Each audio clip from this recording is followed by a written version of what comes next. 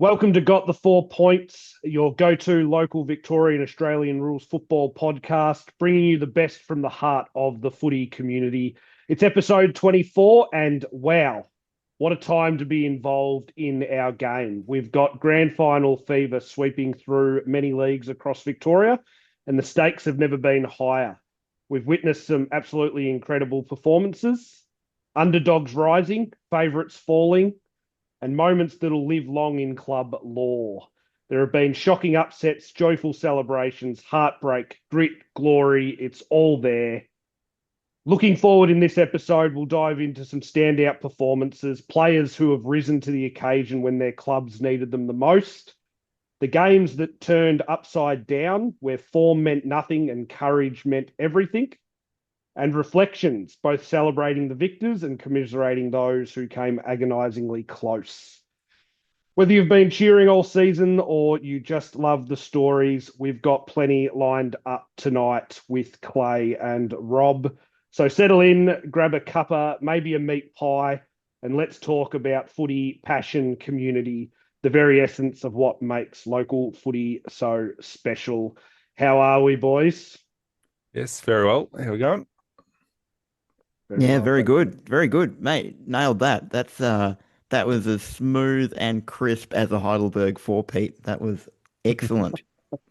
Nice Yes. work. Well, I'm glad to hear that, but there's certainly plenty to dive into. But before we do dive into everything, how's your week been, Clayton? What have you been up to? Busy, yeah. Had a long week of work, and then, as we all know, caught up at the Ballarat League Grand Final on Saturday. So it was a good weekend out. Don't know about the game being good, but we saw it happen. Yes, we did see it happen, and I'm sure we'll be covering the Ballarat League. And Rob, what was your thoughts on the week that's been for you and the game that we saw at Ballarat? Yeah, the game was a little bit similar to my week in general. It was a fast start, and there wasn't a whole lot going on towards the end of it. So, yeah, look, my week was wind affected. It was all over by quarter time, and Mm. yeah, and also the game. Yeah, look, it was a strange day yesterday. I thought that the game, the atmosphere around the City Oval in Ballarat felt a little flat. I don't know what that was about. Maybe Clay and I were just spoiled at the Central Highlands Grand Final the week before. Mm, Mars Stadium was absolutely yep, buzzing. I was Mm. More up than and about. buzzing, it was rocking. Yep. Mm. It was really a great atmosphere at Mars Stadium for the Central Highlands League. I don't know whether it was just less teams, less clubs involved across all of the grades of netball and football yesterday. Maybe it's the grandstand set way back from the field. The atmosphere wasn't quite on top of the ground like you are at Mars Stadium. Whether it was the fact that the game was over at quarter time, whereas the Central Highlands Grand Final was, they were still alive and kicking well into the last quarter. So Yep. Mm. yeah, look, well done to Dali, but yeah, it's a bit of a strange atmosphere. What did you think, Pete? Yeah, I thought it was it was a strange atmosphere. I'm struggling to put my finger on the pulse as to what it was. I certainly take into account what you both mentioned yesterday around potentially less clubs involved in finals, so clubs making multiple grand finals. Darley had a lot of teams playing both in the footy and also over in the netball. Whether that also splits your crowd 50-50 between the two.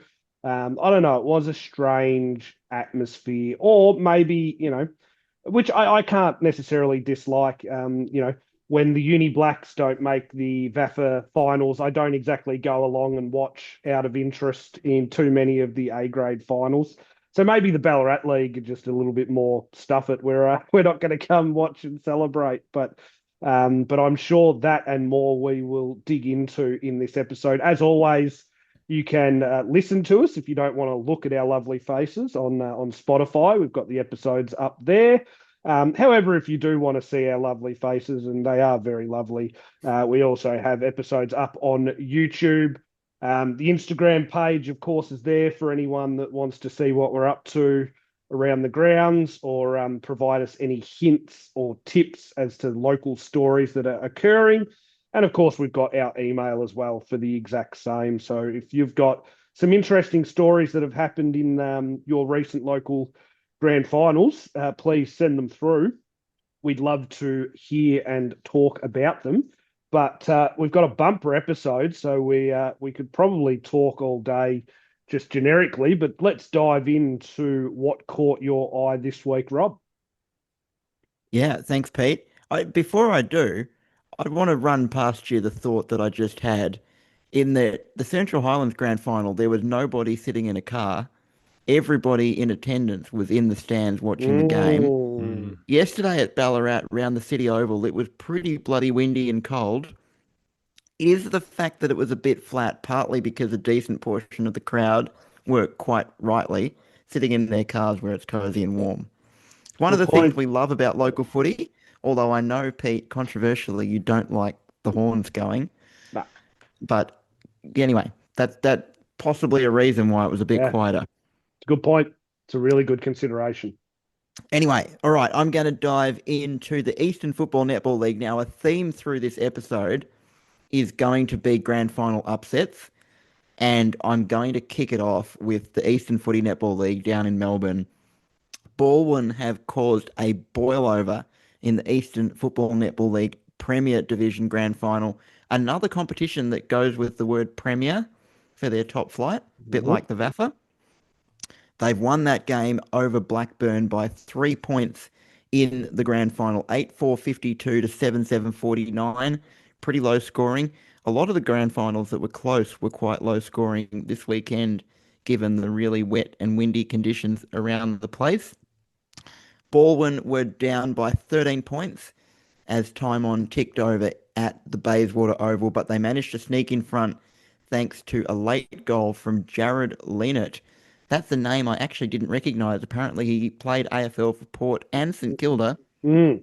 He slipped under my radar, and he was eventually awarded best on ground.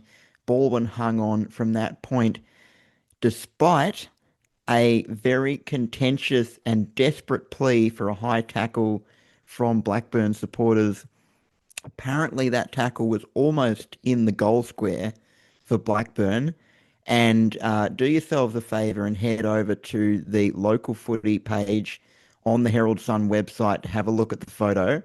It's damning for the umpires in that scenario, I would suggest. Now, I know that a still shot compared to the heat of the moment and whether the umpire was blindsided or whatever, I don't know. But there is clearly an arm over the shoulder. So Blackburn perhaps feeling a little bit hard done by, a bit like Jamie Elliott at the moment.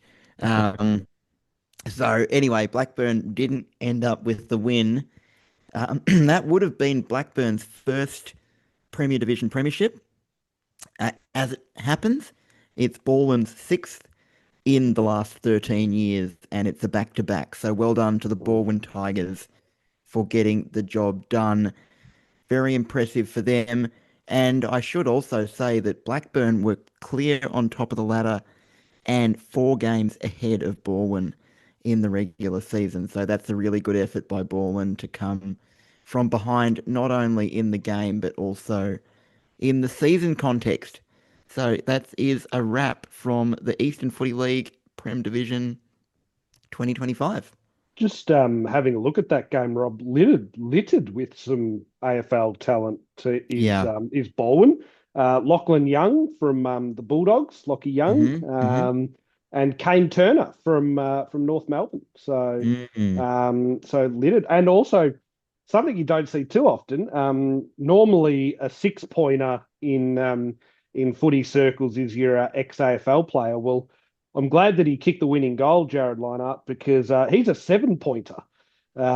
So he's well and truly needed to earn his way there as someone that takes up 7 points in their cap. But obviously he was a 6-pointer. I believe must be in a rival team in that league and has transferred over. I believe the only way you gain a point is if you transfer to a team within the same league. Wow. Could be wrong on that. Might need to be fact checked, but yeah, very interesting. I was just about to ask you how you end up with 7 points, but there you go. It's Very my good. understanding, yeah, but we'll wait and Yeah, we might need someone to verify that for us. yeah. That's the Eastern League. Clay, where are you heading first? What's I'm heading caught over your to eye? the Western Football League. So uh, between Seddon Yarraville sort of area down to Werribee, east and southeast Melbourne, west and southwest Melbourne, I mean. So this grand final yesterday was the Werribee Districts League, the Tigers versus Caroline Springs. So Werribee had a cracking year this year, finished on top of the ladder, going 16-2 at 212%.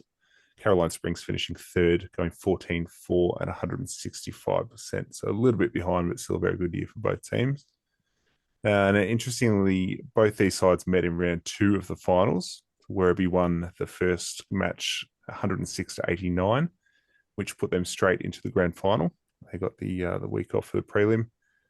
Caroline Springs had to go the long way around. They played Yarraville Seddon in week three, who coincidentally they also defeated in week one.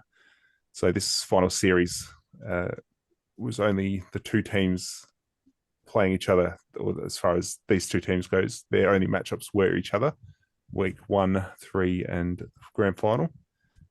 So Caroline Springs might be cursing their kicking from week 2. They kicked 12-17 to Werribee 16-10. We hear it every week on the show. Good kicking is good football. They might have blown a few chances there to get the win. They went down by less than 3 goals. Caroline Springs defeated Yarraville Seddon 108-74, and then 106-89 in weeks 1 and 3, respectively.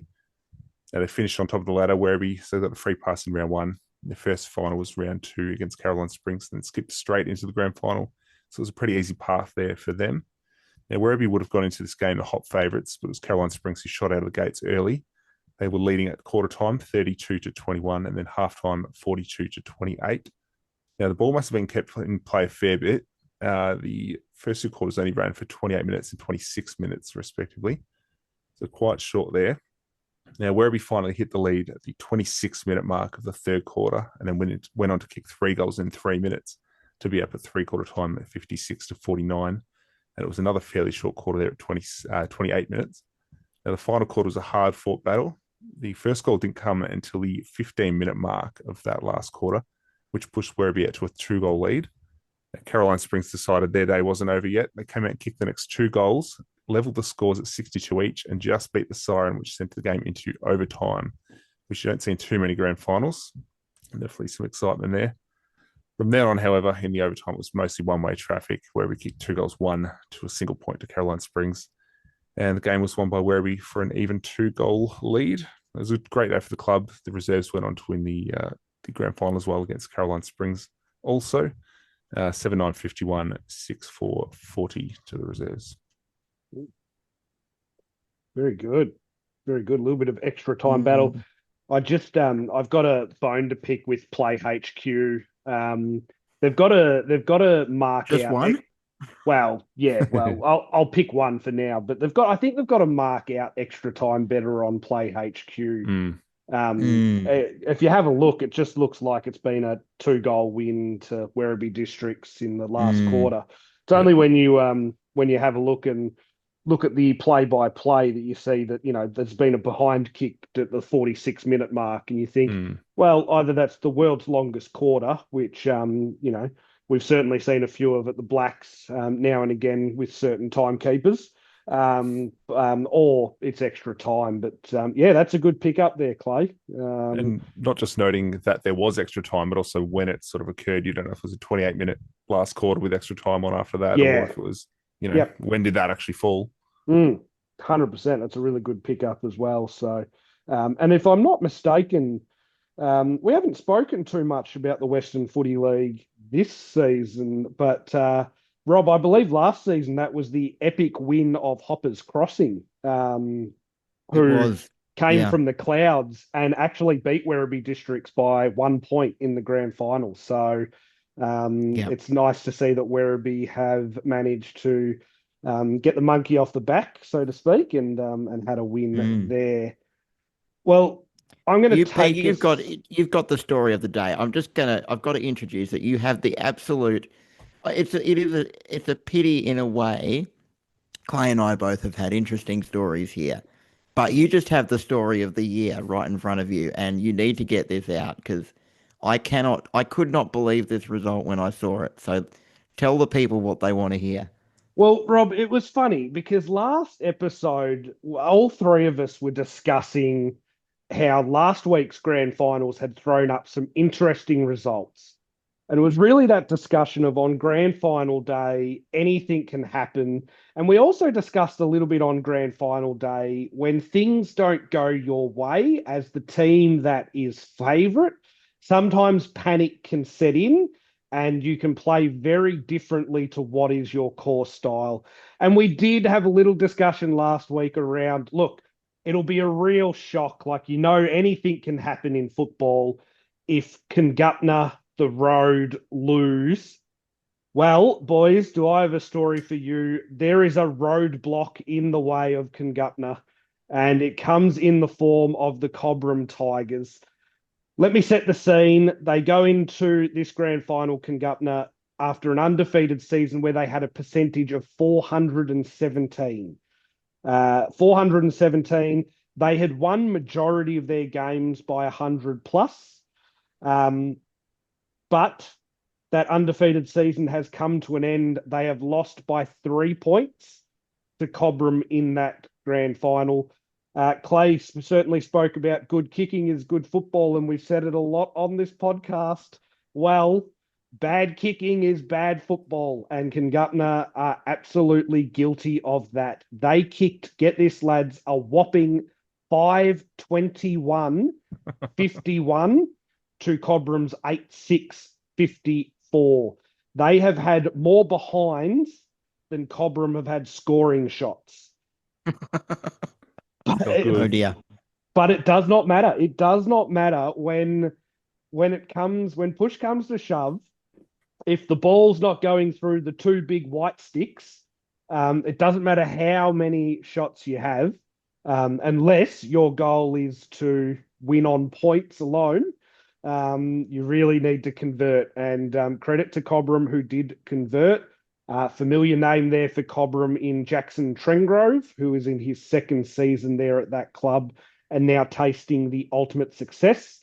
Actually didn't play the last quarter, Jackson Trengrove. He actually got broken ribs. And interestingly, the player that did break his ribs was yellow carded and sent off. And it really seems like it's a case of very different to what we saw on Saturday between Darley and Sunbury in the Ballarat Grand Final. Kangutna had the wind in the first quarter and kicked 1-7. So they did not make the most of it. Reflect that into the second quarter, and Cobram bang on 5 goals to none. And really, they've just taken their chances. So huge success there. I think that could be, when you look at the makeup of all of the leagues across Victoria, the most unlikely victory that anyone could have seen coming. I reckon if Sportsbet were doing odds on that game, Kangutna would have been like $1.20. But that's the thing. Grand final day, anything can happen. Huge success. So huge congratulations there on the success to Cobram. The road have been defeated. Fantastic. Yeah, that's a shock. That's a huge shock. There were 2 grand finals on the weekend, I think, that you probably would have written in the book. And one of them was Heidelberg and the other one was Kangutna. And one of them hasn't worked out. I think $1.20 is generous odds, probably, for what was, I mean, a percentage of what, 400 odd percent, did you say? Yep. Yeah. Yeah. 417. Look, in fairness, Cobram in the last game of the season lost to Kangutna by about 9 points. Yeah. And in the comments that the coach made at the end of the grand final, they said they tackled the game in a very similar way to what they tackled the round 18, I believe it was, match. Yeah. Which was they just reset. It sounds simple, doesn't it? But they basically just played 4 mini games, is what the coach said. So each quarter in itself was a mini game of football. And the goal was to be in front at the end of every quarter. So they really just broke. It sounds really simple, but they really broke it down into 4 quarters of, okay, we lost quarter one, so you lose that game, but then you've got a brand new game in the second quarter. And they went on to win enough of those games to put themselves in a winning position. So yeah, I was equally as shocked when I looked at that score on Play HQ late yesterday. I saw a fantastically funny video on Facebook the other day of a pretty low level soccer game somewhere in Serbia or something. It's like a semi professional club, and they hadn't scored a goal in like 20 matches. So the fans were behind the goals with a set of cardboard cutout arrows. And as the ball would be played out onto the right hand side, the fans would all run to the right and turn their arrows to the left.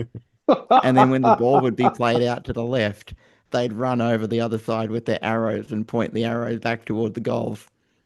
I feel like King Gupner needed this kind of approach because it was a very, very funny video, very enterprising fans.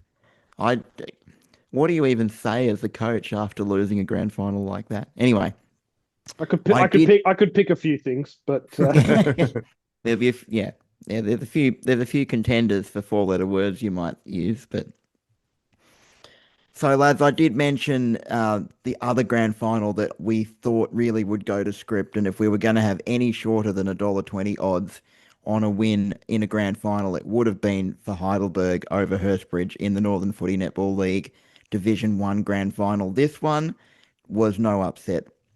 This went absolutely according to script.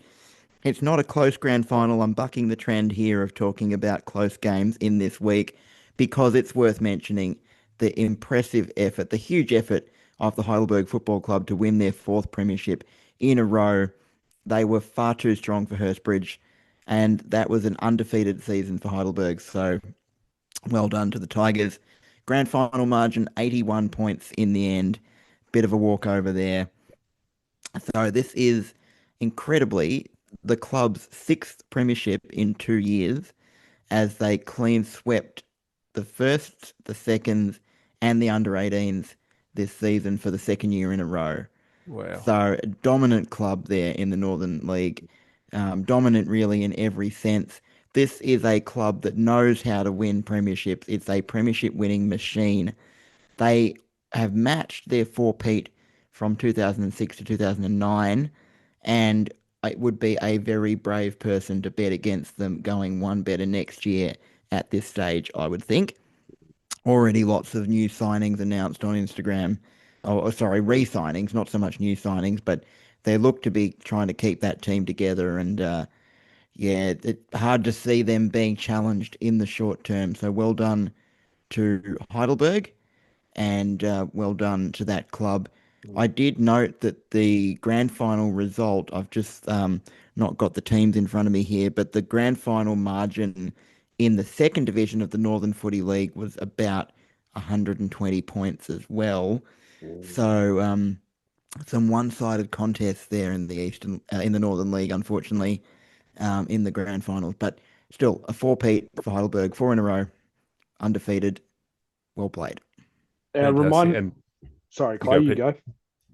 I was just going to say, having the 4 divisions all winning their premierships, that makes them a really scary prospect for years to come. Yeah. You've got your juniors moving up into reserves up to seniors as they get a bit better. They're going to be really dominant for several years to come. Yep. Totally. Remind me, Rob, 1 up, 1 down promotion relegation system there? Yep. So grand final winner comes up. So at least from a Div 2 perspective, the team that's been absolutely pumped isn't going up and potentially causing some more unevenness there in that top division. So no, that's a good point. Yeah, and I will look up now who it is that's coming up. But interesting season there in the Northern Footy Netball League, really for anyone other than Heidelberg, because that premiership did look to be sewn up some way out. Great. Over to you, Clay. All right. So I was looking down at the Geelong and District Football League. So this premiership or grand final was between North Geelong and East Geelong. So this is the story of a complete turnaround of a club. So we had the North Geelong The Magpies, I believe, 2 years ago finished at the bottom of the ladder or second last at 1-17 and 54%, getting smashed week after week. They've recruited ex-Geelong player Peter Riccardi, who was playing circa Bomber Thompson years. So he's taken on the coaching role at the North Geelong Magpies a couple of years ago after that year down the bottom. Last year, they finished top 6, 10 wins at 104%. And this year, third place, 13-5 at 148%. Now, round one of finals this week, they've defeated second place Belmont Lions in a really close match. They kicked the final goal of the match at 33 minutes and 31 seconds on the clock just to get them ahead. They took over the lead there, winning 64-61. Week 2 of the finals, they had another great win. They beat East Geelong 67-49. And it was a game where scores were tied at 3/4 time, so they've had a good fight back there as well. Now, this would have given them a lot of confidence coming into the grand final. So they had a week off after beating East Geelong. And as it turns out, they went on to play East Geelong again in the grand final. Now, I'm not sure if it was raining down in Geelong on Saturday, but it was fairly low-scoring affair, like we've seen in some other games. East Geelong had the upper hand at half-time, leading 24-17. North Geelong came out in the second half with a point to prove, and they kicked 8 of the next 10 scores, albeit half of them were behind. And East Geelong came on to kick just 1 goal, 3 in the second half, and that let North Geelong come cruising home. The 57-33 victory. And one of the North Geelong players was the coach's son, coincidentally, Oscar Riccardi. He's played for Geelong in the VFL, so he's a real good asset for that team, kicking 1 goal in their low-scoring premiership. Very good. I noticed when I was looking up the Geelong District Footy League, they've only got seniors and reserves. I don't know whether that's all they've got on Play HQ. I don't know whether they have other grades like 18s and juniors that are playing in a different league. I'm not sure what the go is there, but that really intrigued me. Yes, that's I did notice that as well. Yeah. The East Geelong jumper, it's the maroon with a monogram. It's the most crowded monogram I've ever seen. There's too much going on there. Can't tell what it is. EGFNC. I love a good monogram, but yeah. Anyway, nice colours, maroon and gold.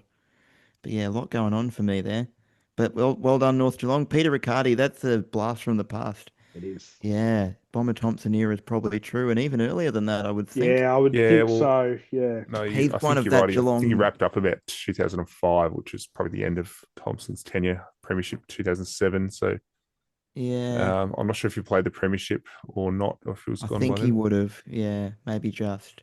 Mm. But he was there in the early 2000s when they were pretty ordinary. He's kind of one of those He players was. that saw them through to the good times. Yep. Certainly was. Always liked watching Riccardi play. Yeah, me too. He was always one that, not a huge Geelong fan, but didn't mind watching Riccardi run around. Well, you said there was a lot going on with the East Geelong jumper. There was a lot going on in the Bendigo Football League, guys. So, look, to be honest, all season, Sandhurst had seemingly had one hand on the cup for the majority of the year. They'd only lost 2 games all season.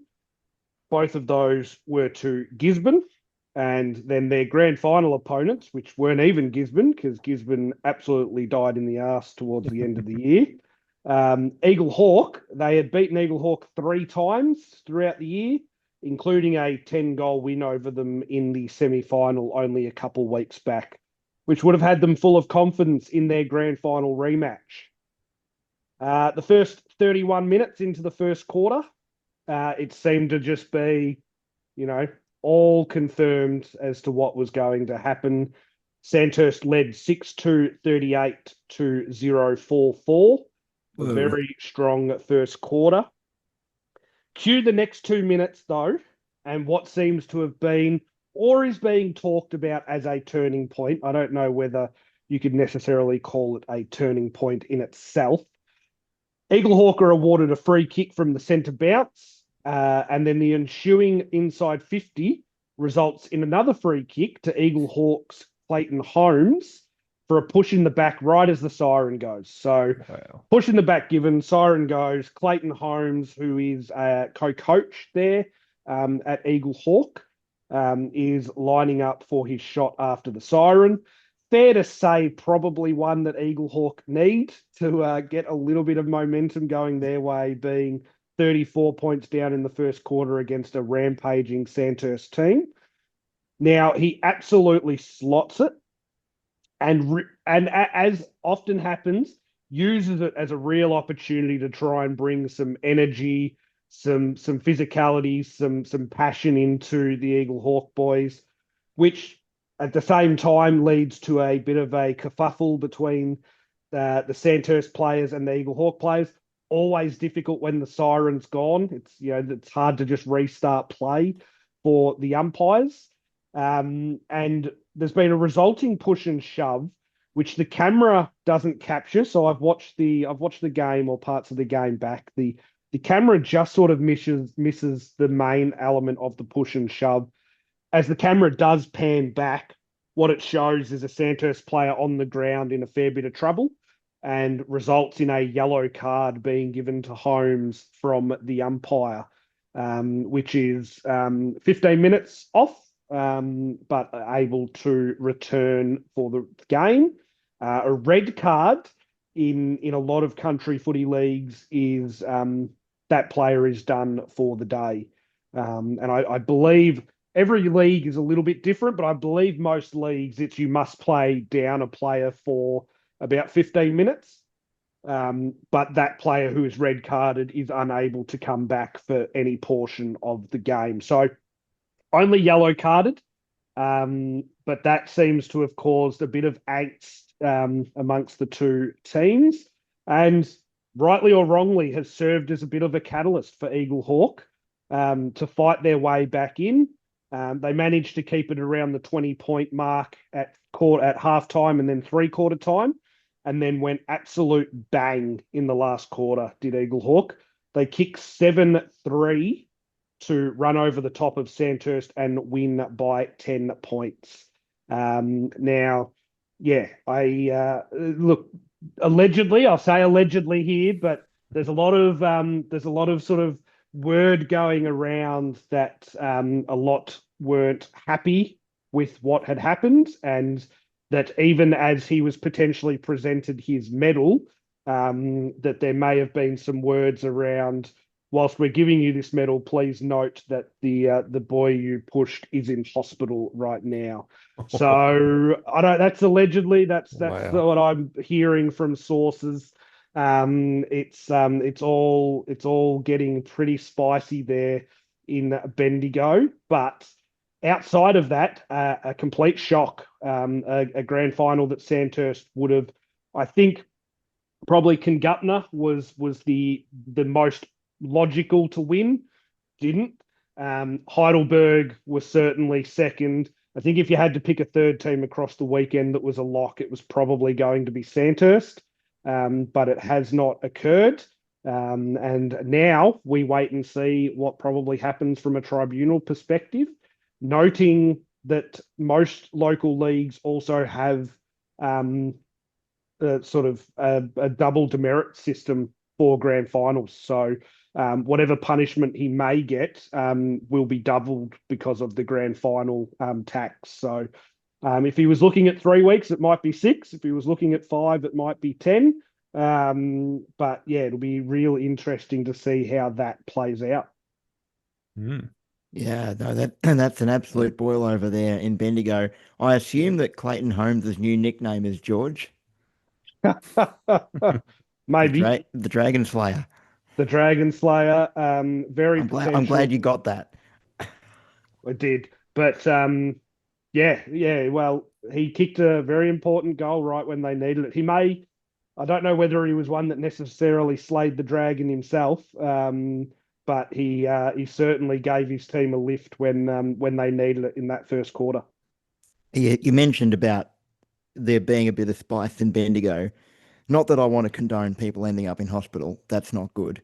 We don't want to see that. But if ever a league needed some spice and some interest, oh boy, did that league need some spice and some interest. So very sad to hear about a player ending up in hospital in those circumstances. But actually, and I have absolutely no allegiance at all, really, with Eaglehawks specifically. I couldn't really have cared less whether they won it or not. But the fact that there was a boil over and something exciting happened in that grand final where we maybe expected nothing exciting to happen, Mm. I'm on board with that. So well Agreed. done, I, Eaglehawk, just I, from that perspective. I suppose from an allegiance perspective, I should also state that I hate Eaglehawk and Sandhurst equally as a Castlemaine boy and former Castlemaine player in the Bendigo Footy League. Didn't like either team, so Yeah, there we go. All right, now I'm going to take us north, far north, to Mildura, who have beaten Irimple by 12 points in the Sunraysia Grand Final. That is a great result for Mildura. Irimple have been up there quite a bit in the last few seasons, but they weren't able to get the job done in this one. Irimple were leading, that's a difficult word to say quickly, Irimple. Irimple were narrowly leading most of the game. It looked very, very close, single figure margins in the first, second, and third quarters. But Irimple seemed to have the game reasonably under control. But 3 goals to 1 in the last quarter for Mildura brought the game home for them. So well done to the Demons. That is their ninth flag only in the Sunraysia League. So for a club that bears the name of the biggest town in that league, that's not really very many premierships. And it's their first since 2007. So good work there to the Demons. And I also noted that it was very impressive for them to win that game, given that it was a turnaround in the final series. So the first qualifying final was won by Irimple over Mildura by 42 points. So big turnaround wow. there for the Swallows to lose that one to the Demons in the grand final. Well done to Mildura. Well done indeed. Very good. Now I'm heading out to the Outer East Premier Division. So we had Wandon, the Bulldogs. They've had a cracking year, finishing on top of the ladder, 17-1, 205%. Put them well ahead of the pack. Second place, Warrior was 13-5. Third place, Linda, 12-6. So quite a divide there between one and the rest. Now we had Wandon with the first week of finals off. Round 2, they played Alinda, who were ahead in that game at 3/4 time, but Wandon had a 5-goal-to-1 final quarter. So that put them ahead by 21 points for the win. Aaron Mullett kicking 8 of their 13 goals. Now, Aaron Mullett was talked about several times on the show this year. He's one of the first across the line in the ton watch, cleared 100 goals in the home and away season, and he's continued his great form through the finals. Now, despite a close match the first time they met in the finals, the granny was a different story. So Wandon and Alinda met again. Now, the final score was Aaron Mullett 10-5-65 to Alinda 8-6-54. Apologies. Wandon 22-13, 145 to Alinda 8-6-54. It was an absolute demolition. Alinda will be wanting to forget that day. And the icing on the cake for Aaron Mullett, finishing on 129 goals for 2025. That's very impressive. Is everybody in the team going to get a mullet now after that celebration? Yeah. No, that's super impressive. What a season. Completely dominant Wandon in that league. Yeah. And Aaron Mullett specifically completely dominant as well. Yeah. Definitely. Very good. Definitely. Very good, Clay. Yeah. Well, I'm going to head to the Essendon District Football League, and I'm just going to continue my run of upset grand final wins. Now, you could probably look Sandhurst and this team, maybe third or fourth most convincing Premier. You probably could have raffled those two at that position. I'm talking about the Keilor Football Club, who up until the grand final had only lost one game this season. Now, interestingly, that was against their grand final opponent, Strathmore. They just never got going in the grand final. They were down by 23 at quarter time, then 27 at half time, and that margin sort of stayed consistent across the third quarter, resulting in a Strathmore win by 20 points. So bit of a strange end there for for Keilor. They were running and firing on all cylinders early in the year. Didn't look to have any issues, but yeah, as things played out, they lost one late in the season to Strathmore, and then lost again to Strathmore in the grand final. So there might be a little bit of soul searching there for Mick McGuan and his players, and yeah, it'll be interesting to see what Keilor do next season. We do know that they were a team that had come off a salary cap breach.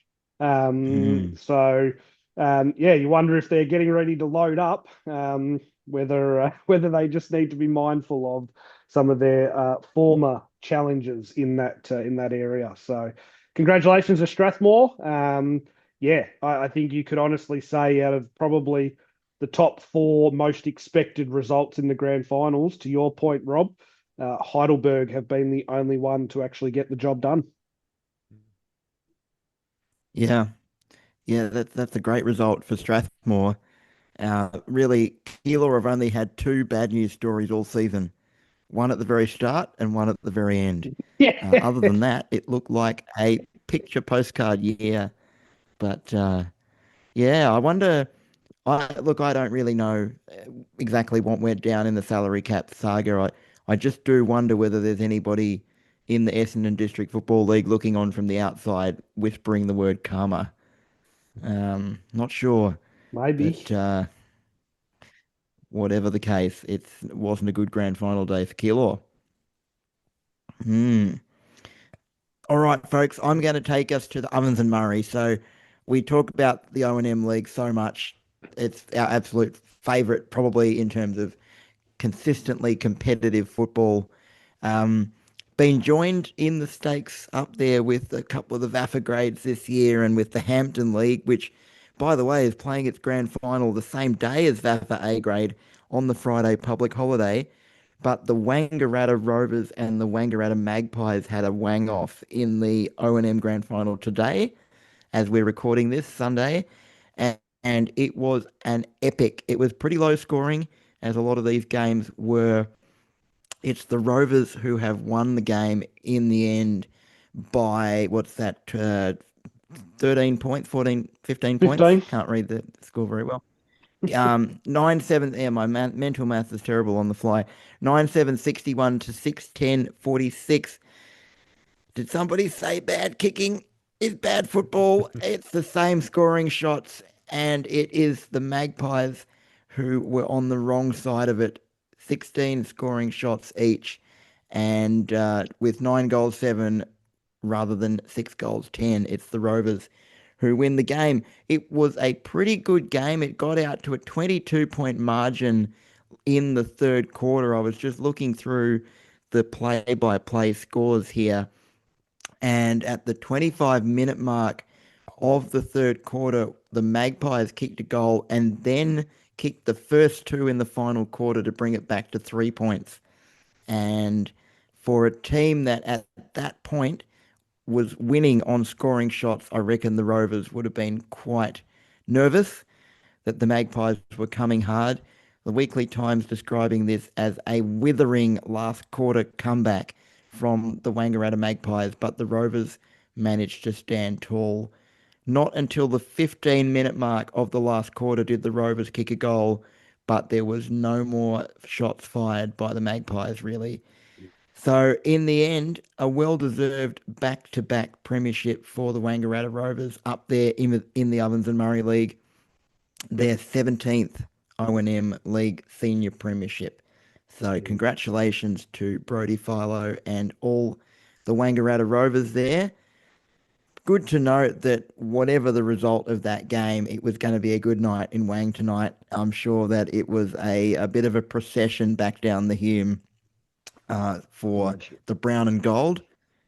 Bit of a quieter drive back down the Hume for the black and white. But congrats to the Ovens and Murray League on another fantastically competitive and well-presented season, I would say, from us here at Got the 4 Points, who have really enjoyed following it as always and can't wait for another classic O&M season next year. Yeah, I actually watched the game today on live stream. Yeah, not that I want to, I don't want to pick on certain players, but Aiden Tilley for the Magpies in the first quarter had a number of shots on goal, some behind, some not even registering a score. The Magpies owned the ball in the first quarter, just couldn't make the most of it. Rovers kind of it flipped a little bit. Rovers owned the football a little bit in the second quarter. But yeah, it was just there was a that 5 minute period at the start of the last quarter where Jackson Clark bobbed up, kicked two in a row, and then probably a 10 minute period following that where the Magpies were putting so much heat on the Rovers to try and kick another one. And full credit to the Rovers' defense, they just found ways to repel and just, it wasn't pretty. It wasn't great. They didn't get the ball over halfway for probably 10 minutes, but they just found a way to not concede a goal. Um, and then they just had that one counter attack that got through that sort of broke the game open a bit. And then the Magpies really felt like they were chasing the game and started to bite off a few kicks in the middle to try and win it. But couldn't get there. So yeah, really good game. Well called and presented by the O&M live team. They called the absolute pants off it. So credit to them. Very good, Pete. Now, I think you've got a VAFA update for us. Do you want to take us there? Not a grand final in the A grade yet. Yeah, so not a grand final here. So I've stopped my run of grand final upset stories. But what we do have is an absolute incredible prelim final in the Premier A competition on the weekend just gone. So 27 minutes to go. Old Zavs kick a goal to put themselves up by 11 points playing against Old Scotch. Now, the story here from previous episodes, just in case people haven't been watching previous episodes and followed in, Old Scotch have come from the clouds. With about 3 rounds left in the season, they needed to win 3 games and make up some percentage to make the finals. They did that. They did that quite convincingly in the end. They then rolled on last week in beating Scob, and they are rolling on after answering the call that was put in front of them when Old Zav said, 27 minutes played, you're 2 goals down. What have you got left, Old Scotch? Old Scotch said, this is what we've got left. And 1 minute later, they kicked a goal to put the margin at 5 points.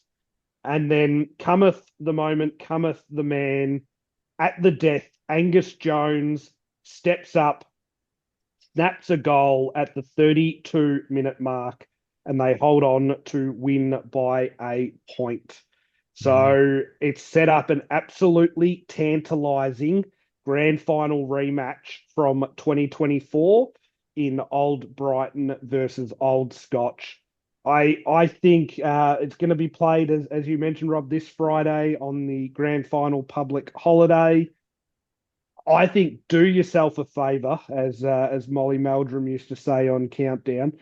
Do yourself a favour and get to Alstonwick Park to watch that game, because I think Old Brighton are going to be breathing fire to try and make amends from last season, but they're going to be trying to breathe fire against an Old Scotch team that has hit absolute astronomical form at the right time of the season. I think it's going to be an absolute classic. I honestly think it'll be decided by under a goal. Very surprised to see Scotch there. After halfway through that season, I had almost put Scotch in relegation territory, and they have pulled everything out of the fire. It's extraordinary. Now, not only are Brighton going to be breathing fire, they are going to also be shitting themselves because they have never won an A-grade premiership, Brighton.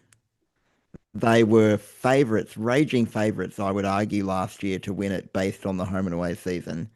They are would have considered themselves raging favourites to beat everybody except Zavs, probably, in this season.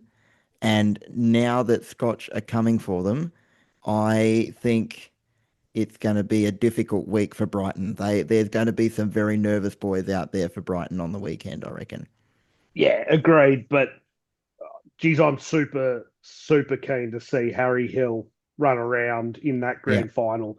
As we yeah. mentioned last season, concussed in the prelim, or it might have been the week before, even actually. Sorry, Was qualifying, discussed yeah. in the qualifying, and under the 20-day concussion rule in community football, missed the grand final by one day because of them playing on the Friday for the public, the grand final public holiday. So Mm. I reckon he'll get 40. He will be so keen. And from what I've seen of Harry Hill over the last few years back in A grade, he is a class player.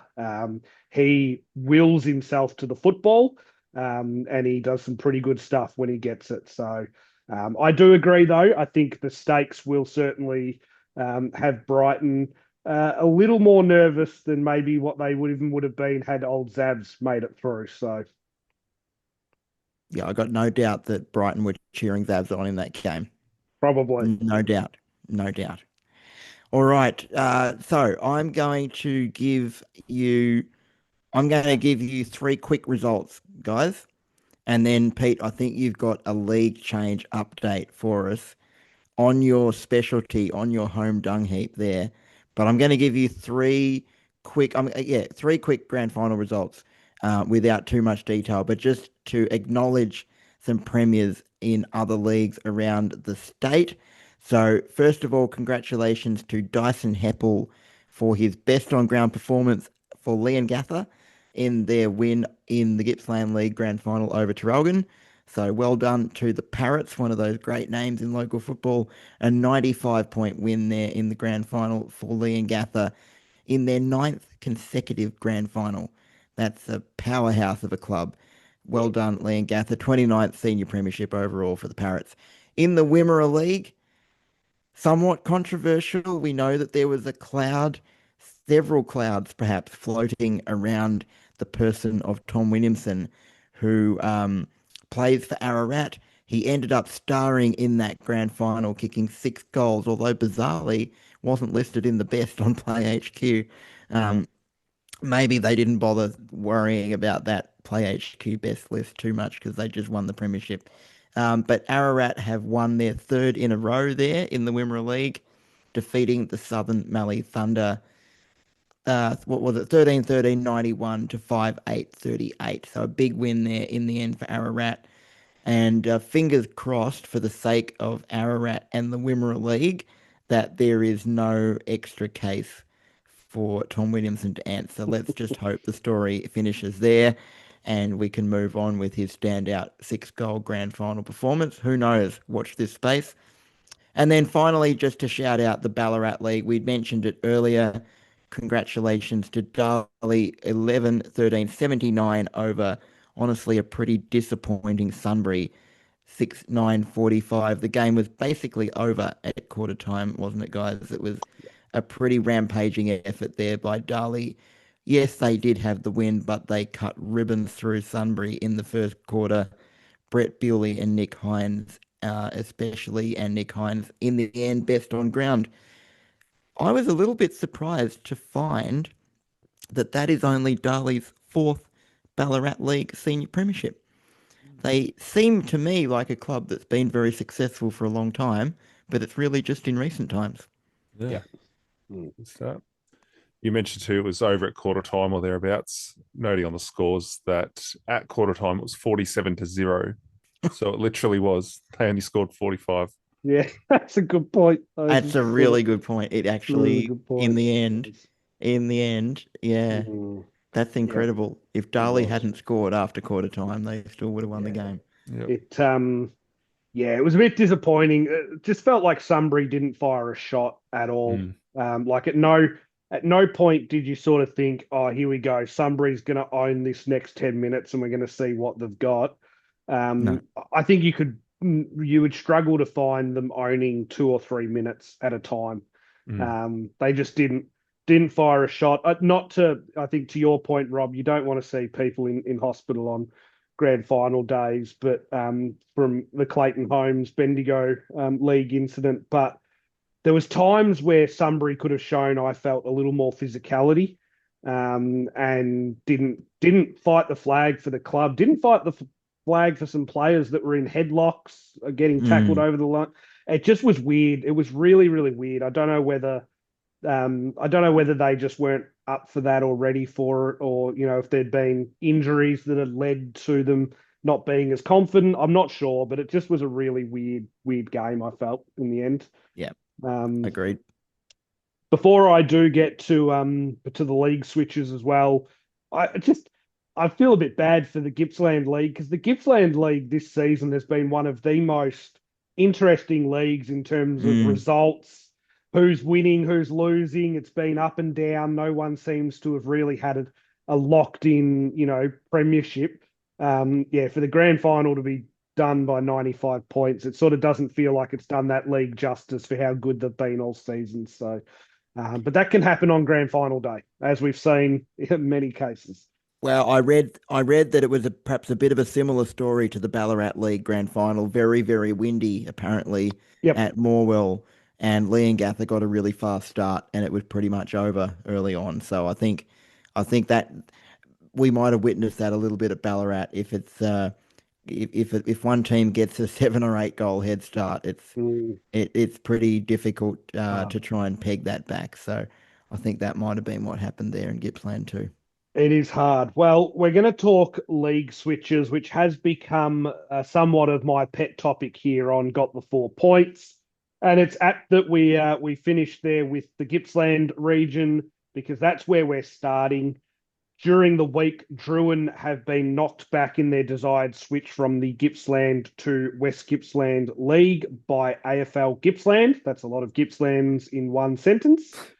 In justifying its decision, AFL Gippsland said, and I quote this from their statement: Druin possessed the key characteristics of a Premier League club due to its growing population and strong junior pathways, and a transfer would have shifted the issue of competitive imbalance from one league to another rather than resolving it.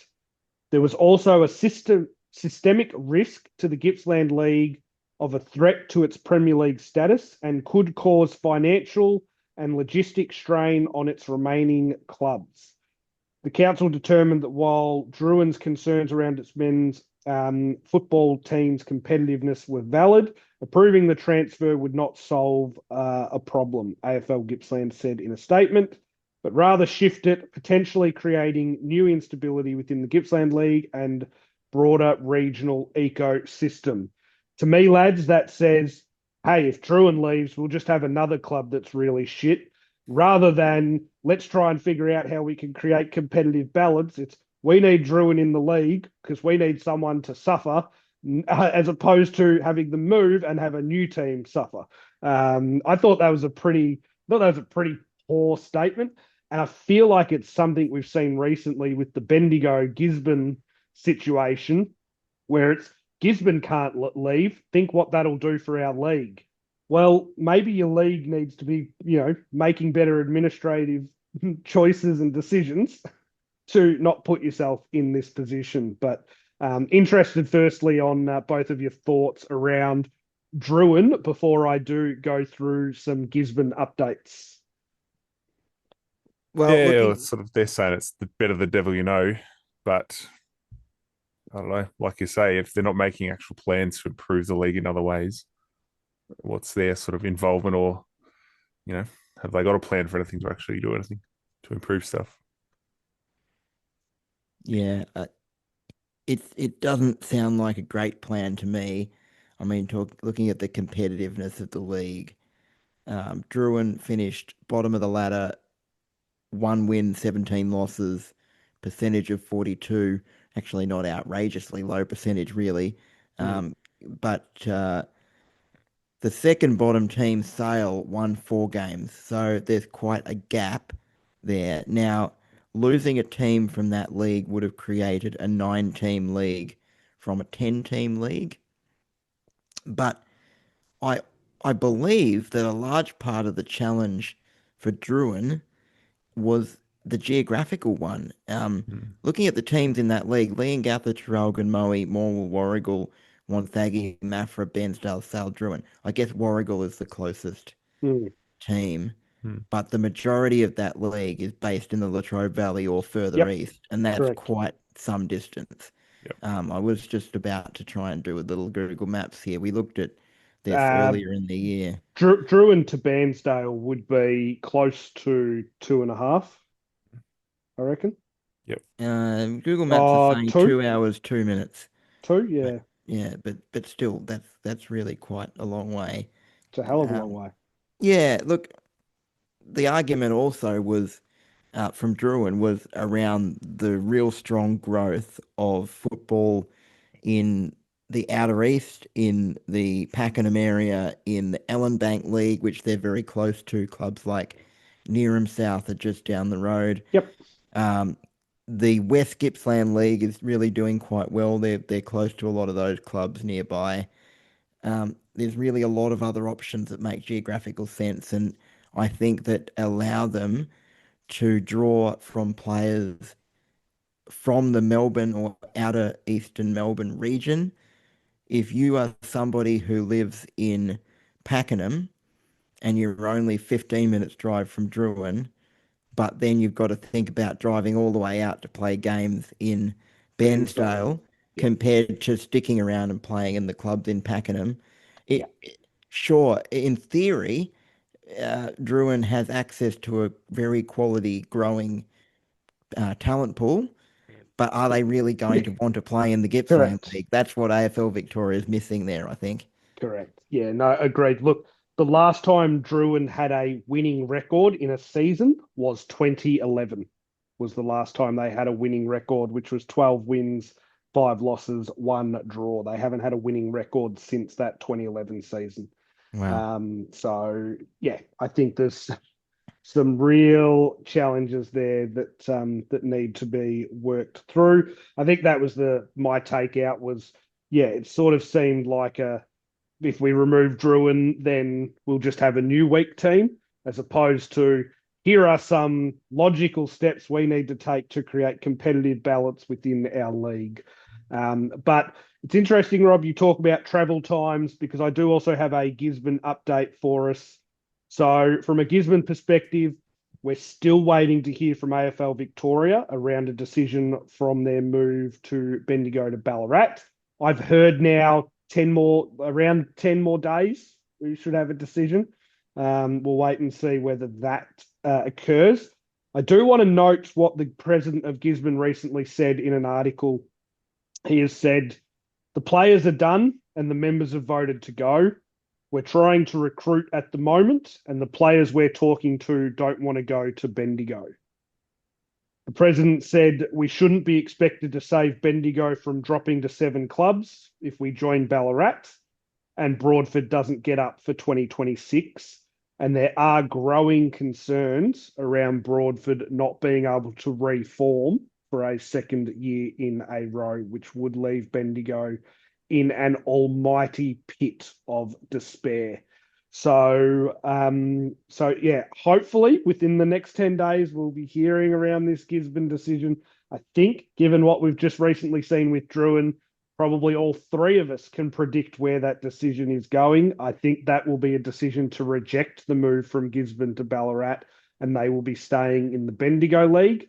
There are growing murmurs that Gisborne have Plan B and Plan C ready if that should occur. I would not put this past ending up in legal areas. I wouldn't put this past ending up in court. I think we could be heading down that pathway, which, again, I just don't think it's where Bendigo Football League needs to be at the minute in terms of where that league's at. They need to be working around some strategies to get that league back to its former glory, because at the minute it's an absolute shell of itself. It's really interesting coming from the Ballarat region how, and you guys probably had more to do with Bendigo growing up than I did. Very similar, like almost identical population, very similar culturally around football and local sport and all that kind of stuff that would contribute to how a club or a league would succeed. Vastly different from Ballarat League, which seems to be going in the right direction. The clubs wanting to come to Ballarat League versus Bendigo, which is the total opposite. I'm just wondering what the sort of the factors are in that, and maybe it's been a series of decisions over 20 years or whatever it might be to end up here we are. And yeah, it just seems a very big difference with actually not that much difference between the towns.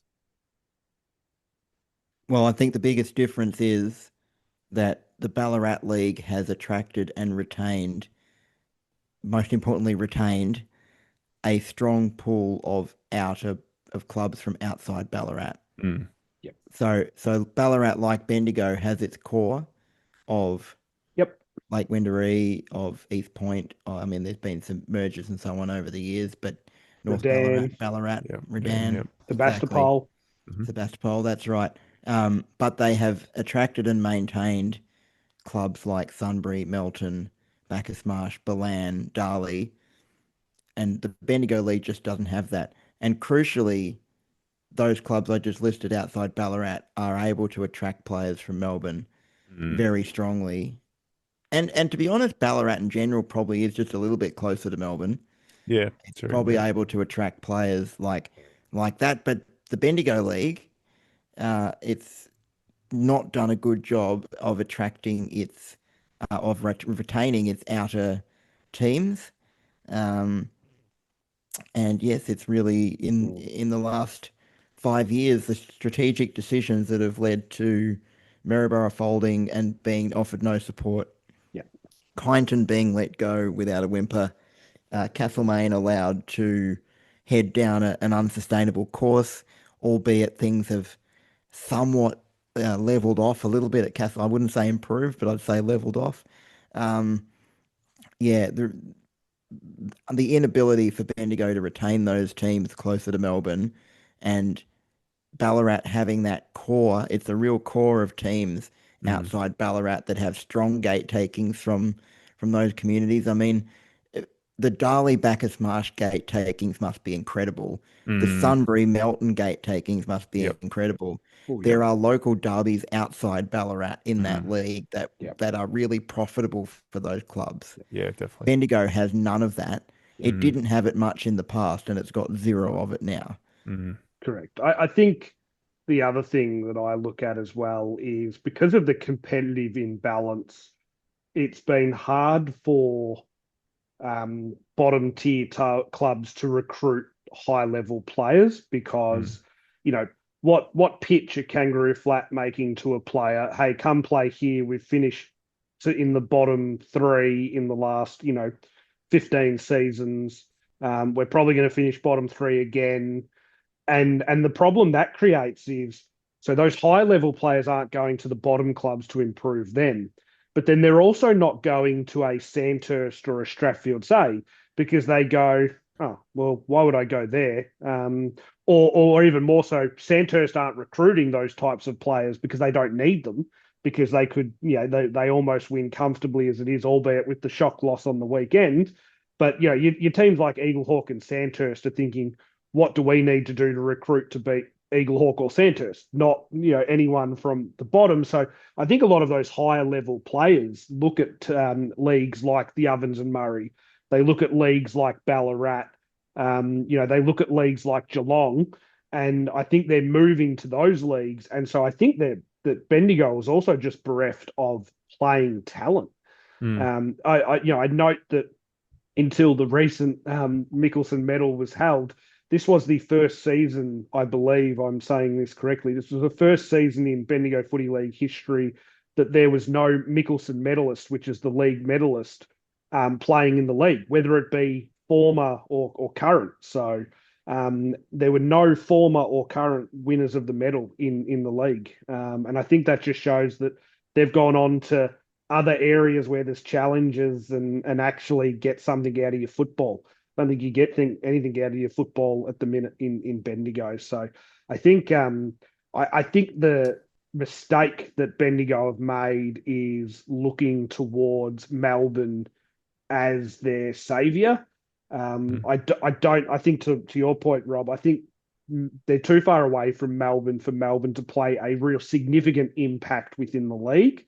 I think they need to look north to the borders, to Echuca, to Moama, and I think they need to look at what a league like the Ovens and Murray has done to form this competitive balance that just means people want to go and play there. So yeah, it's a great question, Clay. I reckon we could do a whole episode sitting down discussing what we think because you are right. I think Ballarat and Bendigo do share a lot of similarities, but at this point in time, you'd put Bendigo as a 1 out of 10 league, and you'd probably have Ballarat as a 7 or 8 out of 10 at the minute. So, yeah, it's a good question. Well, the good news, hit that tipping point, they just can't claw it back now. It does seem that way. Yeah. The good news, Pete, for clubs like Kangaroo Flat is that they will be able to change their marketing strategy soon. So they can say to prospective players, sure, we're going to finish in the bottom 3, but they'll soon be able to say, but we'll also make the finals. Yeah. I knew where that was going as soon as you started that. Yeah, I could see you smiling. I knew you could see where that was going. Look, it has to be said. It's a whole revamping of their marketing strategy. It's no longer bottom 3. It's going to be. We're going to finish good 6th. Point. It's a really good point because this was the first season that I've been able to find in the Bendigo League's history of putting results online that the team that finished 5th on the ladder actually had a losing record as opposed to a winning record. So for the first time that I can tell from the results I've seen online, the Bendigo Footy League had a team in finals that had a losing record, which gives you a little bit of an understanding as to where it's at. But to your point, when you've got less teams in the league, yeah, you can be absolutely rubbish and still make finals. All right. There we go, folks. A bumper grand final plus episode. And I think next week we will have concluded pretty much all the local football. I mean, even the non-local football will be pretty much over, folks. We're getting to that time of year. We might have to think about doing a favourite moments of 2025 kind of episode as a bit of a wrap up in there next week or the week after. But yes, we hope that you are enjoying this package of local footy. There's been some unbelievable results. It's been one of those years where so much has been unpredictable and has been really exciting. And even in the Bendigo League, things managed to shake up a little bit this weekend and we got an exciting result. So we hope that your team metaphorically got the 4 points, or if they didn't get the 4 points, that they're already having the 4 points and enjoying their off-season Mad Monday, Silly Sunday. We will see you next week for a wrap-up episode of the 2025 season. And until then, enjoy the AFL Grand Final and any other local footy that is left. Catch you then.